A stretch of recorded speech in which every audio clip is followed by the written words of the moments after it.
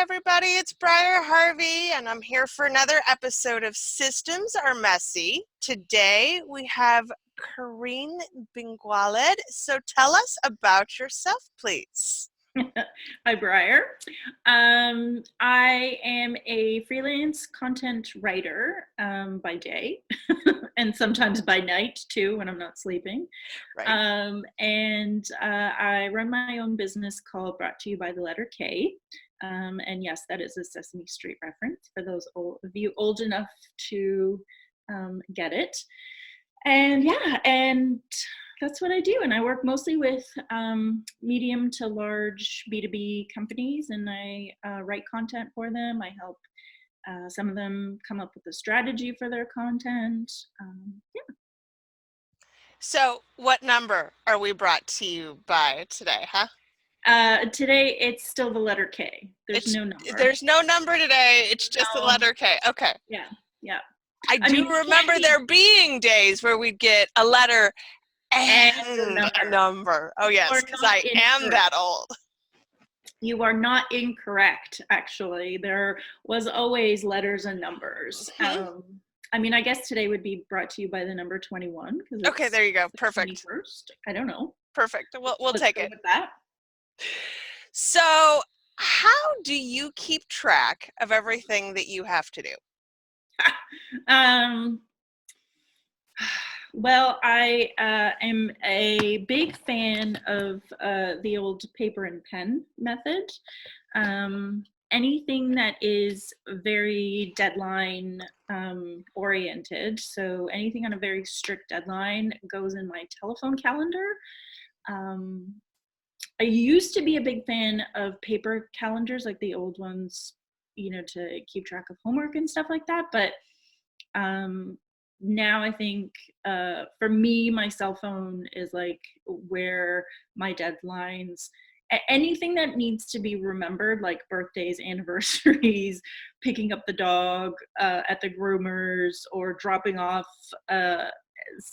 something to somebody. It doesn't matter what it is, it has to be in my phone calendar. I'm also a little bit nerdy, and I color code things in my calendar so that I have many, and they are all color coded. Yes. Yeah, so I know if it's like a personal thing or if it's a business thing. And if it's a business thing, is it like an A priority, or is it like just a regular business thing? I'm also a big TV nerd, so even like TV premieres, I will put in my calendar, but I can schedule them. Those don't get specific time though. Those are just listed as an all day thing, so that they're just at the top of my thing. And because with your PVR these days, you can only schedule like 10 days out. Mm-hmm. So I need to be reminded of these things. They're very important. They are. I have to admit, I only have one show now that I will watch regularly on the day of the week that it comes out. That would be Supernatural, because it is 15 years old, and I have been watching it on Thursday night for 15 years. Like, I don't know what I'm going to do with my Thursday nights when the show is over now, because like for 15 years, this has been my Thursday night. Exactly. But in general, I prefer to binge now. Something about being able to sit down and watch an 8-hour movie really excites me for some reason. Yeah, it's, I feel like it's a good and a bad thing. I feel like we've developed, because of the streaming networks that we have now, I feel like we've developed a very impatient society, and I've always struggled with impatience, so this doesn't help me in any way, shape, or form. But I do really enjoy binge watching. But I have to say, I've been watching, talk about sidetracked, right? I've been watching The Outsider on HBO, and I heard Oh, so good. Highly recommend. But that only comes out, because it's on television, it only comes out once a week. And so I've, been trying to train myself to like watch it every week so that I don't get into, but I'm feeling like really impatient for the next episode every time. So about 2 years ago, I tried an experiment where I went back and I created myself a Monday through Saturday TV schedule, like you used to have in the 90s and early aughties, and like I had it on paper. I tried really hard, and it was very frustrating because I just wanted to skip ahead and watch the next episode. I did not want to wait for a whole week to get to a show that I already knew existed. It was a really fascinating experiment, I have to say. So what was the result? Like, were you able to keep your schedule and not? Nope. No, you couldn't. 2 weeks I made it, and then I was like, to hell with the schedule. That's awesome. So wow, I know this about myself now. I have to binge. And so when season 4 of The Good Place, which I still have not watched yet, oh my God, because I know, right? But I had decided that I'm just going to binge watch it. So it's been over now, and now I will go and watch the whole season in one sitting, and I will be fulfilled. But it's been over for like over a month. Like, I know, I'm behind. Come on, your priorities, Briar. I know, right? People on YouTube are wondering what is going on. That could possibly be more important than watching. Than The Good Place? I don't know. There are not many things that are probably more important than The Good Place. I would agree with that statement. So, how often, besides TV, because clearly we've got that on lockdown, how often do things slip through the cracks? Oh, okay, so again, if it's client work related, like less than 1% of the time, because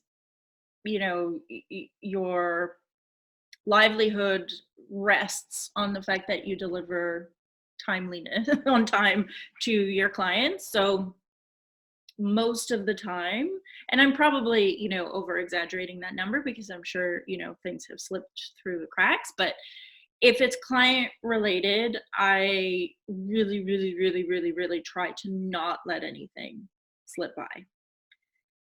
Everything else probably is the reverse. So probably 99% of things slip by and I miss my own self-imposed deadlines.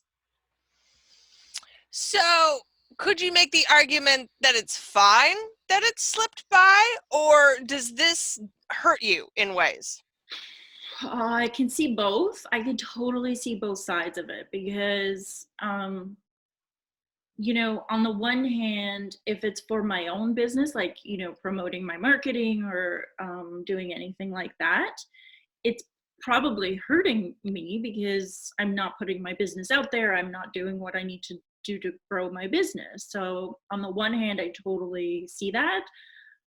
On the other hand, it's like, well, I don't know, life happens. Like, in internet business, the list never ends. It literally never ends. So when stuff slips by, I am often like, must not have needed to happen then. Yeah, totally. So I will give you a nice little segue into what we were planning on talking about, but also related to letting things slip by. So in December of 2018, so just over a year ago, I decided that I was going to create a physical content planner. And so, I did my research and I bought some online of other people and, I started to do the process. And then when I had it all done, I contacted a graphic designer and long story very short, we weren't able to meet the deadlines that we had both agreed on. And so originally my plan was to launch the planner in the middle to the end of September, so that people would, because they're printed on demand. Mm-hmm. And so that way people who ordered them could get them in their hands by the end of October, beginning of November, and that would still give them a good couple of months to like plan for 2020. Mm-hmm. Of course, like all good plans, it went to, Language is fine here. Okay. This is me you're talking to here. There are as many F-bombs here as there are anywhere else. Yes. It's perfect. Fine. Okay, so it all went to shit. Really fast. Flaming shit. And anyway, again, very, very long story about all of that. I ended up launching at the end of November, which in my planning heart was mortifying, because I was like, okay, this means there's no way, even if somebody buys it at the end of November, with the printing time and the holiday and shipping, everything being screwed up in December, there's no way anybody's getting it until the beginning of January at the very earliest. And my heart broke, because I was like, oh my God, for a year I've been planning this, and how did this get so screwed up? And so, yeah, so I mean, it was okay. It's not the end of the world, and not everybody's fiscal is January to December. But yeah, so that was one catastrophic planning failure that I experienced last year. But I don't think it's entirely yours. It's not. I mean, I definitely think there were things that I could have done to, advance the deadline. Even though I had missed my September deadline, I could have done things to get it done earlier. But yeah, I mean, it's, best laid plans and all of that. Always. But it's done.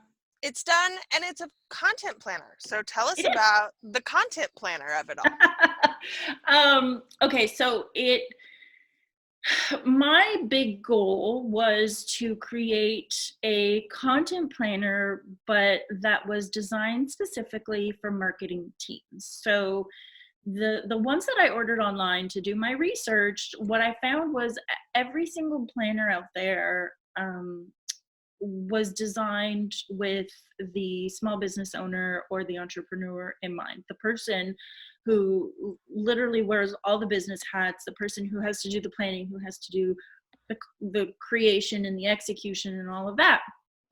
And to me, and that's great. I, side note, have a version of that for those people. But to me, my ideal client is medium to large B2B companies. And so that type of planner doesn't appeal to them, because it doesn't work for them. It doesn't work, right? Because creating content in a silo isn't a good thing when you're a bigger organization. And so, not to mention the timelines where we're looking at 3 to 6 months out. Like, it's not the same timeline in any way. Totally. So, my struggle was, how do I create a physical planner, which historically every single planner on the face of the earth has been designed for an individual. I'm sure there are team planners, but I've never encountered one. So how do I create something that's historically been done for individuals, and how do I make it in a way for teams to not only plan together, but to collaborate and to build kind of team spirit in a way, and integrate your marketing and all of that kind of stuff. So what I decided to do was, so the planner basically has a master planner, which I can show you. Dun, dun, dun, dun. This is the master planner. And so the head of marketing gets this guy. And then for every single person in the marketing team gets one of these, the workbooks. So everything that's in the workbook is actually in the master planner, but the master has different things for the head of the department that this little guy doesn't have. And so the idea is that everybody in the marketing team, whether they are directly involved with content or not, need to get a workbook and need to be involved, because if you're in charge of events, or you work closely with the sales department and you run the campaigns and the promotions, if you do the PR or whatever it is, you want everything that your team is working on to integrate with the content that you're producing, because not only is it a nice little bow that you put on your marketing for the outside people, but also it helps to ensure that your content is actually serving a purpose and has, you know, a direct correlation to your marketing efforts, as opposed to just doing it because everybody says you should be doing content. So building vision is what I'm hearing here. Yeah, that's a good way of putting it. I hadn't thought of it that way, but yeah. So the idea is that when somebody has the workbook, so when the head of the department orders it, they tell me how many workbooks they need. So they get one of these automatically, and they get as many of these. And the idea is that once somebody has this, the person in charge will basically walk them through what they have to do. And so there are definitely parts of this that you go through on your own to kind of evaluate the work that you've done and look at stuff from your own perspective. But then what really ties this all together is after everybody's done their individual, I call them homework. People don't respond well to the word homework. I'm a big geek, and since I've left school, I love homework. Yeah, I'm a fan of homework too, but I will admit there's some Virgo in my chart, so it's probably, yeah. Anyway, so whatever. I called it homework. I'm sorry, sue me. Don't, I have no money. But anyway, so when you finish all your homework, the idea is that the head of the department will organize what is, I think, is preferable to be an offsite planning day, as opposed to on-site. Whole psychology about that, but anyway, and I walk them through kind of how to do that in the master planner. And so once you've done the homework and everybody comes together during the offsite, they put everything together. And so everybody goes through all of their individual homework, they talk about it, and then you start to ideate together based on that. And then based on the ideation, you know, you hand pick the stuff, and then, you know, in the master planner, there's the whole planning section. So, you know, you put everything together, you know, you assign who's responsible, who else is going to be involved, and what the deadlines are, and that kind of stuff. And there's plenty of space for notes because we all like to jot things down. We all like to doodle during meetings, you know.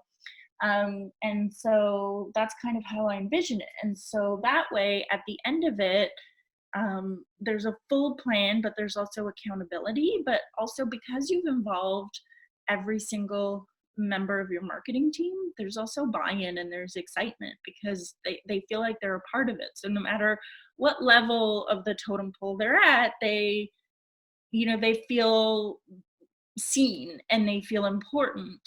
And so I think, to me, as somebody who spent 14 years in corporate, that was always important, especially when you're at the bottom, because you're the one executing the things and people are just telling you to do stuff. And sometimes you're like, this makes no sense. Like, right. Why am I doing this thing here?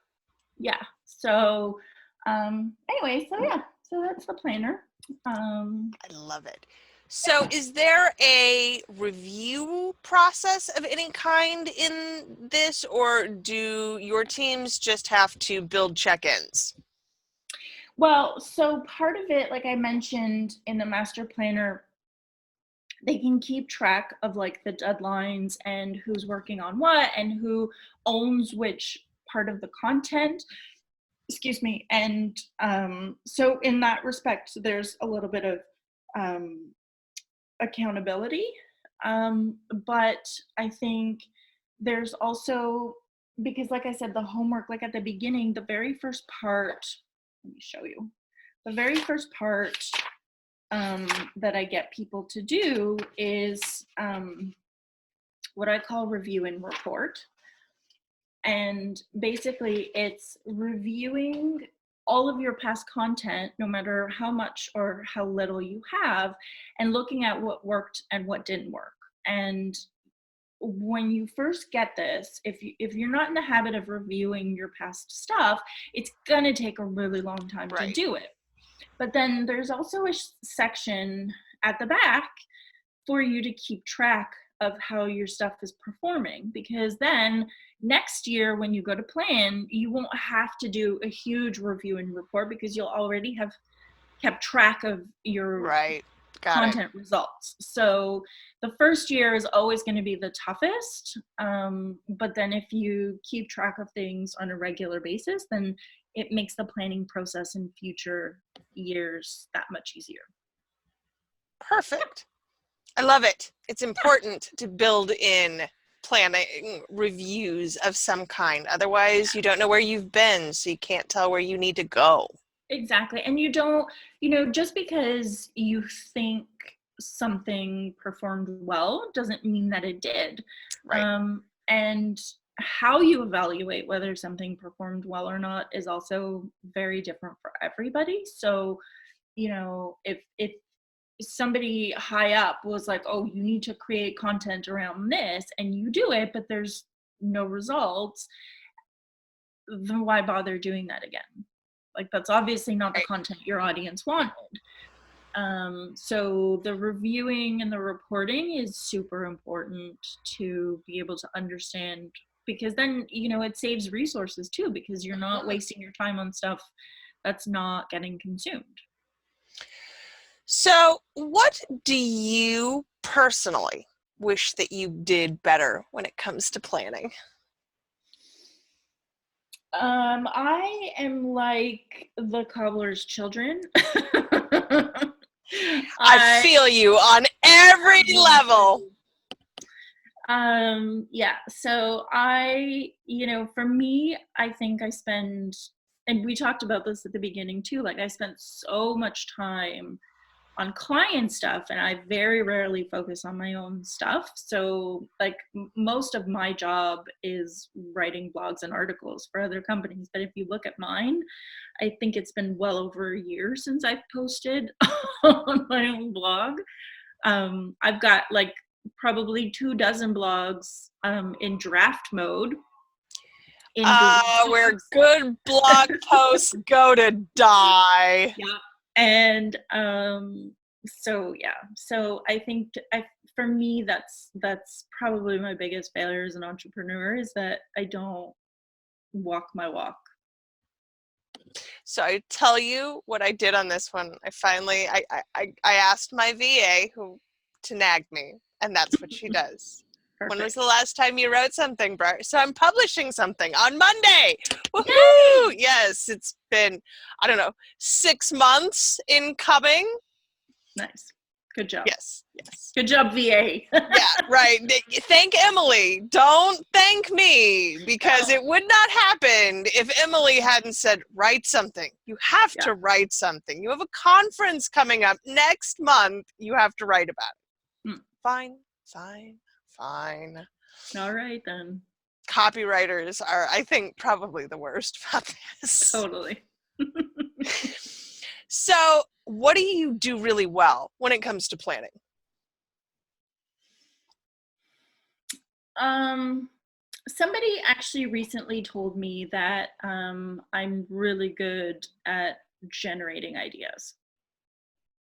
And I have to say that is something that I love doing, is generating ideas of what to create content around. But also, like, if I'm meeting with my business friends and we're, masterminding and, talking about what we need to do to grow our business or whatever the case may be, like solving other people's problems, I'm great. I'll come up with ideas till I'm blue in the face. Yep. Yeah. And so that actually, I included that in part of the planner too, is how to kind of come up with ideas and stuff like that. I mean, it's not my entire process, but yeah, some of it, because it's hard to sometimes know what to create content around too. Mm-hmm. Yeah. Even when we're doing it all of the time, sometimes it's hard to know what new thing, because it's already all out there. So how do you take a new spin or a new angle? And exactly. Sometimes it can be difficult. Yeah. So we will have links to the planner and all of your information in the show notes. Is there anything else you'd like to add? Well, I did allude to the fact that I did an entrepreneur version of it. So same great planner, different colors. I like them. They're pretty. Thank you. So this one is actually for entrepreneurs, and so it essentially has the same planning advice, because I think what makes a team plan well can also make a single individual plan well as well. That sounded weird, but anyway. And yeah, so the only thing that is not really in there is the offsite, because you're by yourself, but it doesn't mean you can't take yourself to. You don't want to make them take themselves to a pretty hotel room and they totally can. They probably should. I'll be honest, when I do content planning that actually works long term for me, it is because I have kicked my family out of the house or gone someplace else to actually do the work of the planning, because it's a lot. It is, yeah. For me, I love to go to the library, the public library. That is where I get all of my shit done. So on those days where I'm like procrastinating like hell, or I've been putting things off and I see that reminder in my phone calendar like looming, I'm like, crap. So I just pack up my laptop and my notes, and I just spend the day at the library, and it's walking out of there with all that stuff done is just so amazing. So yeah. Change of scene is never a bad thing. Never. Yeah. And also where you don't have like other things that you could be doing, right? Like if you stay at home, like you could be doing the dishes, you could be doing your laundry, you could be, cleaning the windows, you could, God knows I wouldn't clean my windows, but you know what I mean? Like I have procrasticleaned my floorboards before. Yes, I have. Maybe not the windows, but I have done the floorboards. Yeah, so you understand. So you need to be in a space, whether that's a fancy hotel room or whatever, where, you're not going to get distracted with possibilities of doing something else. For me, that's the library. So, yeah. Wonderful. Well, this has been fantastic. Yeah, nice to catch up with you. Yes, we will do it again sometime. Absolutely. Everyone else, thank you for joining us, and we will see y'all again soon. Bye.